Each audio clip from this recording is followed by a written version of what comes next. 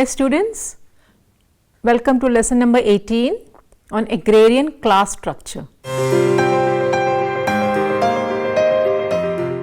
And the objective of this lesson is that it will help the students to understand the nature of agrarian classes in India. They can discuss the various approaches of defining agrarian classes in India and also explain the production relations in Indian agriculture. Societies are classified by sociologists in terms of class structure based on predominant economic activities such as industrial and agrarian activities. As these activities suggest the industrial production dominates economic activities of industrial societies and agricultural production predominates economic activity in agrarian societies. Colonialism gave rise to societies in which a peculiar mixture of both is witnessed, which complicates the situation.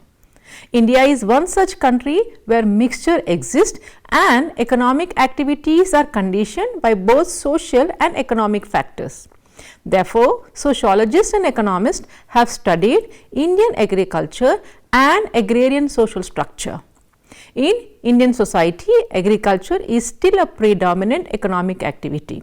In this backdrop, this lesson will discuss various theoretical positions on nature of agriculture and agrarian classes in India. What are the agriculture activities and agrarian classes in India? There is an ongoing and unresolved debate on what is the nature of agriculture activities and the agrarian classes in India. And the debate has gone into two directions, namely, first one, it is the Indian agricultural production is completely capitalist in nature, and secondly, Indian agriculture is not completely capitalist in nature, but semi-feudal. Both these positions have a bearing on how we see the agrarian class structure in India. Despite the differences, a common theme running through this debate is that both of them address the nature of transformation, that is, the changes in Indian agriculture since British colonial rule. The first one, the capitalist agrarian class structure in India. The question of the development of capitalism in Indian agriculture has been one of the prime site of contention or debate among Indian scholars. Like Ashok Rudra and Utsa Patnaik, who are the social scientists, have generated a debate on whether Indian agriculture has capitalist class relation. Both of them maintain the position that class relation in Indian agriculture are capitalist in nature, although both of them differ on the parameters or dimensions of defining capitalist class relation in Indian agriculture. Ashok Rudra states that contrary to the general tendency of dividing the farmers in three categories, that is small, middle and big, there are only two classes in Indian agriculture, that is the big landowners and agricultural laborers. This means that there is a class of agricultural capitalists or big landowners and a class of agricultural laborers and wage workers. The capitalists belong to the ruling class. They rule over the rest in agriculture. To understand, there are the following characteristics of the capitalist and pre-capitalist relations. And the first one, the capitalist class relation. It has surplus extracted from the labor freely sold in the market. The labor is considered commodity in the production process. Secondly, surplus realized through the exchange in a commodity exchange process. Third, surplus is reinvested, giving rise to a continued process of accumulation of capital and ever expanding production. Fourth, pursuit of profit leads to changes in the organic composition of capital and a continuous process of technological advancement. And the characteristics of pre-capitalist class relations are, the first one, surplus extracted through extra coercion, that is, the labor is not freely available, it is unfree and is not a commodity to be sold for money. Secondly, surplus appropriated directly without intervention of any market. Third, surplus goes into the luxury consumption and in different unproductive investments, leaving no or little stock of productive capital to be used for the expansion of production. Fourthly, use of technology remains limited in production.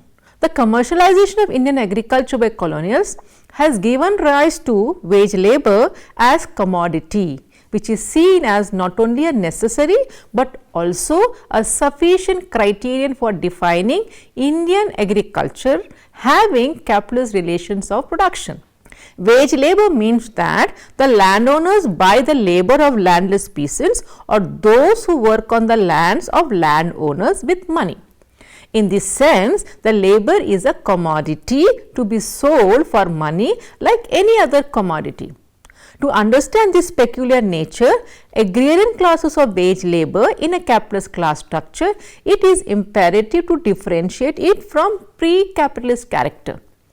In the pre-capitalist nature of agriculture, labour was not a commodity to be sold for money.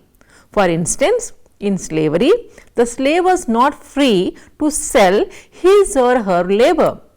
The slave did not sell his labour to the slave owner like labourers in the capitalist agriculture sell the labour to landowners. The slave is sold to his or her owner together with his or her labour. He or she is a commodity, just like any other commodity, which can pass from the hands of one owner to the another. He or she is herself or himself a commodity, but the labour is not his or her commodity. The serf sells only a part of his or her labour, or he or she does not receive a wage in return from the owner of the land. Rather, the owner of the land receives a tribute from him or her. The serf belongs to the land and turns over to the owner of the land the fruits of his or her labour. The free labourer, on the other hand, sells himself and indeed sells himself piecemeal in a capitalist system of agriculture. Another feature which is referred to as a distinctive characteristic to define class relation in Indian agriculture as given by capitalist Ashok Rudra is the accumulation of productive capital through reinvestment of the surplus appropriated by the owners of the means of production. Generations and appropriation of surplus is a characteristic of every society based on private property.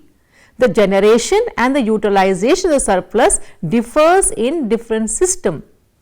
The feudal appropriator typically utilizes the surplus for purposes of consumption. The surplus supports his or her access in luxury.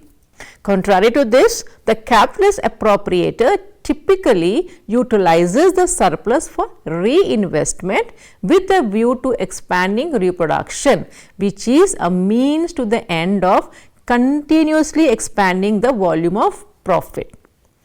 The typical pattern of capitalist production is ever expanding reproduction, the consequence of relentless pursuit of profit. You must have also read in your school textbooks how Indian kings used to enjoy a lavish life by spending their surplus in luxury consumption without resorting to the idea of reinvesting the treasure that they had. It is because of this only that temples in ancient and medieval India have emerged as treasure vaults. Whereas today, when you look at big capitalists, you will see that their treasure is not kept in some vaults but reinvested in various firms to further enhance their capital. In fact, the items that people offer in temples such as hair and other expensive items offering in Tirumala temple are put into business and exported across globe. Similarly, you might have felt tempted to go and pluck fruits from mango, lychee, bagan or orchard when you visit remote agricultural lands in India. And your excitement would have gone down finding it out that it is not allowed to pluck fruits from trees. The simple reason behind this is that those fruits are not grown for the purpose of local consumption, but to be sold in market. This is a very basic way of understanding the difference between the utilization of surplus in capitalist and pre-capitalist structure. Furthermore, there are certain other typical features associated with capitalist relation of production. Thus, in expanded reproduction, an ever expanding volume of profit is associated with changes in the organic composition of capital, which in turn reflects increasing substitution of human labor by machine and a process of ever continuing technological change. And you must have witnessed the sight of a farmer using a tractor to harvest the crop and tube well to irrigate. This use of technology is also seen giving rise to capitalist relation. There is one sociologist named Utsa Patnaik who has given the list for agrarian classes in India. The first one is the exploiting classes, which include the landlord. It consists of capitalist, feudal, rich peasants consist of proto-bourgeois, proto-feudal exploiter classes. Next it is the poor peasants, which includes agricultural laborer, operating land, petty tenant, and there is another group called as full-time laborer. She uses two criteria to define these economic classes: possession of the means of production and the exploitation of labor.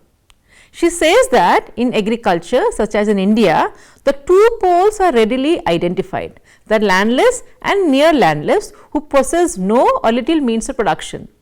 They are mainly or wholly dependent on working for others. The landlords and capitalists concentrate sufficient means of production. They do not labor themselves, but live on employing others. She further states that no single index can capture class status with absolute accuracy. The use of outside labor relative to the use of family labor would be the most reliable single index for categorizing the peasantry. The use of outside labor related to the use of family labor becomes the reliable index for classifying classes in Indian agriculture, simply because those who concentrate the means of production and labor in their hands would rely on exploiting the labor of others, while those with little or no means of production, that is landless and near landless, would be obliged to work for others.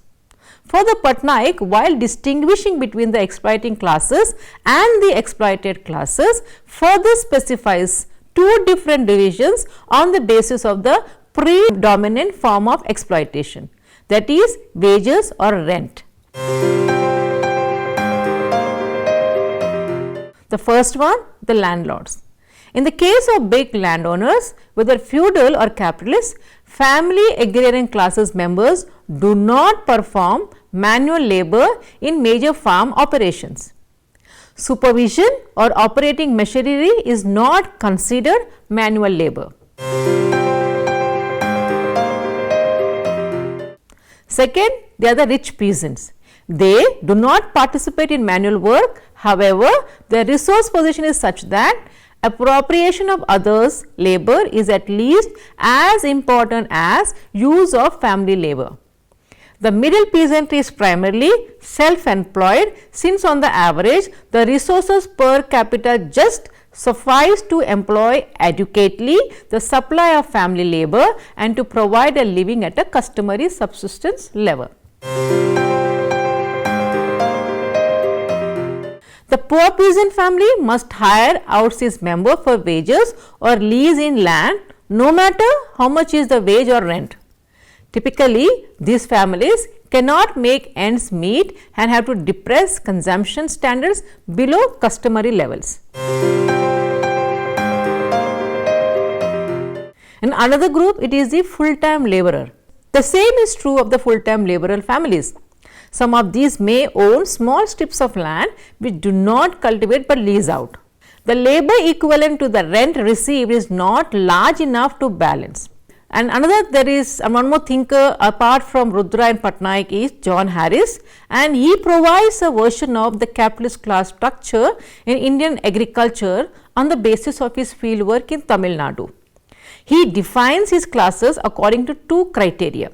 The first one, the size of production resources, which is including land, in relation to household livelihood requirements and labor relations. Harris classifies the agrarian classes as follows. First one, capitalist farmers, they have assets with which they can realize 4 times more than what is required for basic livelihood. They can employ a permanent labor force and they do not contribute personally beyond a very little family labor. Second, the rich peasant. They have characteristics similar to capitalist farmers except that they are substantially dependent upon family labor. Third, independent middle peasants. They have assets yielding 1 to 2 times household requirements. They employ principally family labor and may sometimes engage in wage labor for others. Fourth category is the poor peasants. They do not have assets to cover their livelihood requirements. Therefore, they depend primarily upon wage labor. They consist of marginal farmers and agriculture laborers. Non-capitalist agrarian structure in India. The non-capitalist positions imply that India has witnessed limited and distorted development of capitalism, that is semi-feudal. The first eminent scholar to speak of semi-feudal is Amit Badauri. On the basis of a survey which he conducted in the year 1970 in 26 villages of West Bengal, he concluded that the dominant character of existing production relation in these villages can be best described as semi-feudal.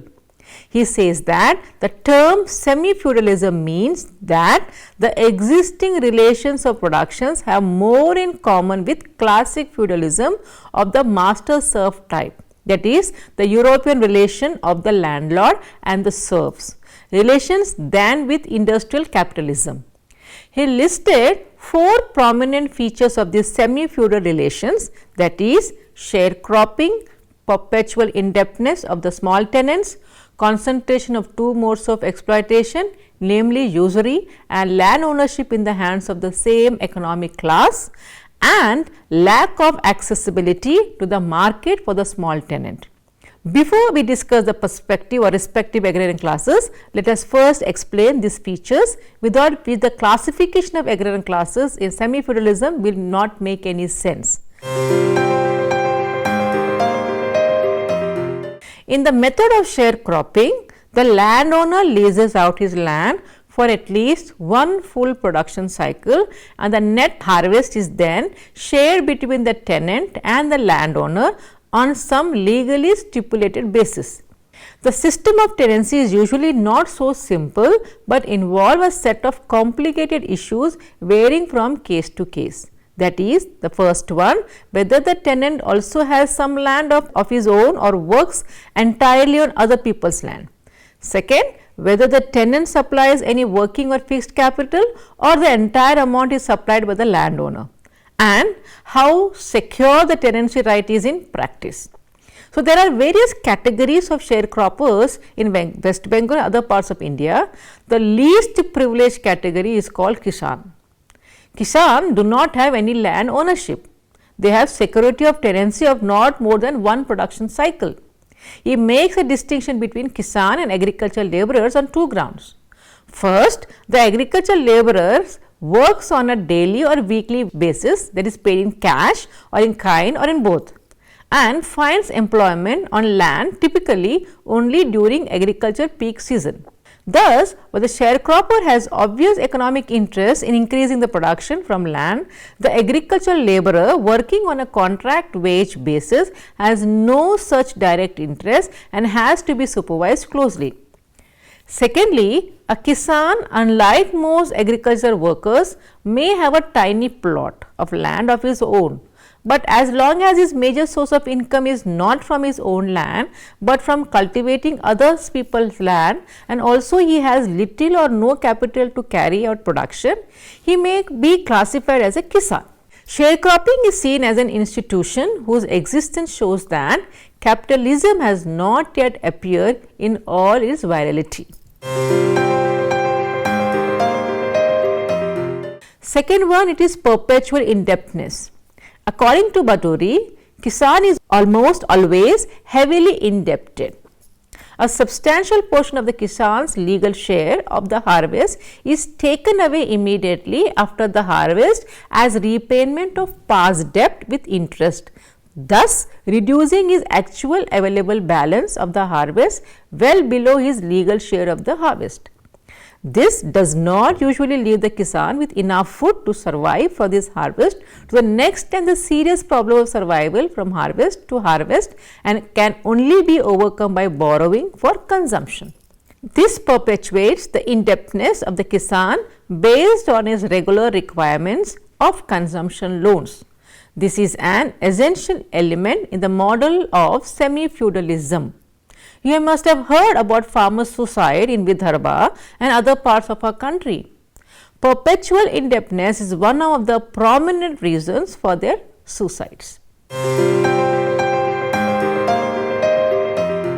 Next, it is the landowner as a lender of consumption loans.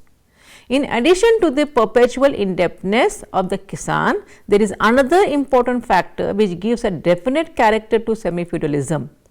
This character is that the lender of the consumption loan is also the Kisan's landowner. The local term used for such landowners who also carrying on lending activities simultaneously is called as jotedar. This makes the position of Kisan more vulnerable, as he or she is leasing out the land to the same man to whom he or she is perpetually indebted. This reduces Kisan virtually to a serf-like condition because he is tied to jotedar so long as the jotedar wants. Kisan is unable to move out in search of a new landlord without settling his debts. Additionally, the aspect of loyalty plays an important role in letting Kisan unfree. The Kisan lives under the fear that he may not enjoy with the new landlord the same credit worthiness which the current landlord has. Thus, the feudal element of trying a Kisan to a particular landowner operates indirectly through these methods. Although legally the Kisan is free to move, on the other hand, the semi-feudal landowners exploit the Kisan both through his traditional property right on land and through usury, and both these modes of exploitation are important features of this type of semi-feudal agriculture. And you must have watched one of the classical Hindi film, that is Mother India, which highlighted this aspect in the story of this film. Next aspect is the inaccessibility to the market. The severity of the exploitation of the Kisans in the hands of landowner in semi-feudal economic relationship increases when the rate of interest on loan is too high. You may find ample cases of this kind in many villages of Bengal and Bihar, and there are two main factors which can explain the reason of extraordinary high rate of interest. First, the Kisan is usually not credit worthy in any commercial banking sense because he has no assets to borrow against. His only lender is usually his landowner. The landowner lends money to Kisan against the future harvest. Kisan has to borrow money from the landowner on his terms and conditions. The landowner uses all extra economic coercive methods to further exploit Kisan. This shows that Kisan have no access to the capital market. Secondly, the Kisan also does not usually have access to the commodity market as a seller of his or her product. Unlike a proper trader, he cannot usually take advantage of price fluctuation in selling his or her harvest. On the contrary, the Kisan himself is a victim of such price fluctuations. You might have heard the plight of farmers in India, where they were compelled to destroy their harvest for not getting fair prices in the market. Price fluctuations are one of the prominent means of exploitation of the farmers. This plight is heightened if you know that Kisan typically borrows from landlords at a time when the current market prices are high, while they are supposed to pay back just after the harvest when the market prices are at their lowest.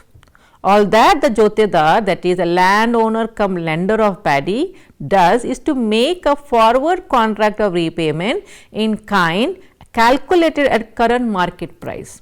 This often implies a high rate of interest. And According to Pradhan Prasad, his semi-feudal model is by and large valid for the most part of rural India, and he also provides the following array of agrarian classes. That is, the first one, top peasantry, including landlords who deem physical labor even on their own lands below their dignity, that is the upper caste. Second, middle and poor middle peasantry who do manual work on their own farms but do not labor for others. The middle peasants hire in agricultural laborers, the poor middle do not. These are essentially middle caste Hindus, that is the backward caste other than scheduled tribes. Third, agricultural laborers are sizable number of those who have small operational holdings. These are drawn mostly from scheduled caste and scheduled tribes and some middle class Hindus. And here Prasad makes a sharp distinction between the middle peasants whose land holdings have increased and whose overall economic position has become stronger over the past years, and the top peasants. There is a conflicting relationship between the rising middle caste and the traditionally dominant top peasants consisting of upper caste. He also further says that the emerging contradiction between the landlords, cultivators and big peasantry on the one side and the peer peasantry on the other. So, this antagonist relationship arises out of semi-feudal bondage. He predicts the disintegration of the semi-feudal setup to be replaced by another contradiction between new upper caste Hindus, or called as Kola caste, and the poor peasantry. He also predicts that the landlords and big peasants will forswear their earlier resistance to modernization and will take steps to dynamize their cultivation as given by Thorner. However, one of the features of semi-feudal theorization is that all the scholars who take position that agriculture is semi-feudal highlight the role of caste. But this did not receive much attention among those who are the advocates of the position that there exists capitalist agrarian class in India. And the scholars of the thesis of capitalism and semi-feudalism in agriculture highlight the aspects of exploitation and contradiction in their analysis of agrarian classes in India. Agrarian class structure in India varies from one region to another, and the relations among classes and social composition of groups that occupy a specific class position in relation to land control and land use in India are so diverse and complex that it is difficult to incorporate them all in a general scheme. They have emerged out of multi-dimensional forces and their bearing in space and time. Thank you.